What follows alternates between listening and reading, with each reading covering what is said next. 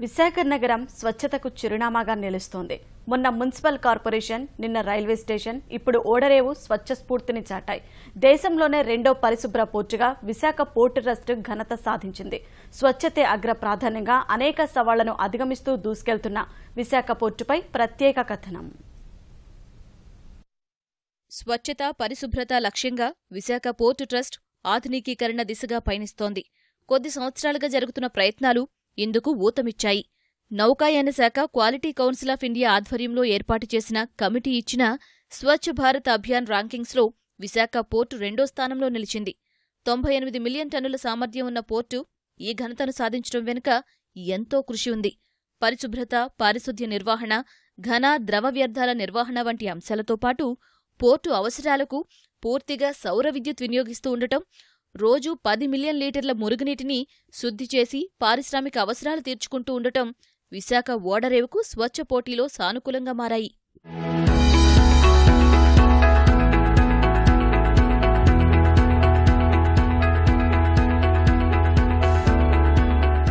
Covered storage అంటే చాలా expensive అయినప్పటికీ కూడా గవర్నమెంట్ ఆఫ్ ఇండియా హెల్ప్ తీసుకుని టోటల్గా అంటే కోల్ ఎస్పెషల్లీ కవర్డ్ అట్మాస్ఫియర్లో స్టోర్ చేయడానికి కూడా ఏర్పాటు చేయడం జరుగుతోంది. ఎంప్లాయీస్ కానీ, స్టేక్ హోల్డర్స్ కానీ, ఎస్ఆర్, కోరమాండల్, హెచ్పిసిఎల్ అలాగే మిగతా సంస్థలు కూడా ఈ గ్రీనరీ ఆస్పెక్ట్లోనూ క్లీన్లీనెస్ ఆస్పెక్ట్లోనూ చాలా సపోర్ట్ చేసినాయి. అందరూ కూడా కలిసి చాలా మంచి ఎన్విరాన్మెంట్ క్రియేట్ చేయడానికి ప్రయత్నం చేస్తున్నాం. ఇందులో చాలా వరకు సక్సెస్ అయ్యామని అనుకుంటున్నాం. విశాఖ పోర్టును స్వచ్ఛంగా తీర్చిదిద్దేందుకు 50కి పైగా మరుగుదొడ్లను నిత్యం పరిశుభ్రంగా నిర్వహిస్తున్నారు. స్టాక్ యార్డ్, పోర్టు అవసరాలకు ఆనుకుని ఉన్న పరిసరాల్లో ఎక్కడా నిరుపయోగ వస్తువులు లేకుండా చర్యలు తీసుకున్నారు. రహదారులు, విభాగినుల ఏర్పాటుపై ప్రత్యేక దృష్టి పెట్టారు. కాలిబాటలు, జీబ్రా గీతలు ఏర్పాటు చేశారు. అన్నింటికీ మించి పోర్టు అంటే గుర్తుకు వచ్చే కాలుష్యాన్ని అరికట్టేందుకు భారీగా పచ్చదనాన్ని పెంపొందించారు. చెట్ల పెంపకానికి పెద్దపీట వేసి కాలుష్య తీవ్రతను తగ్గిస్తున్నారు.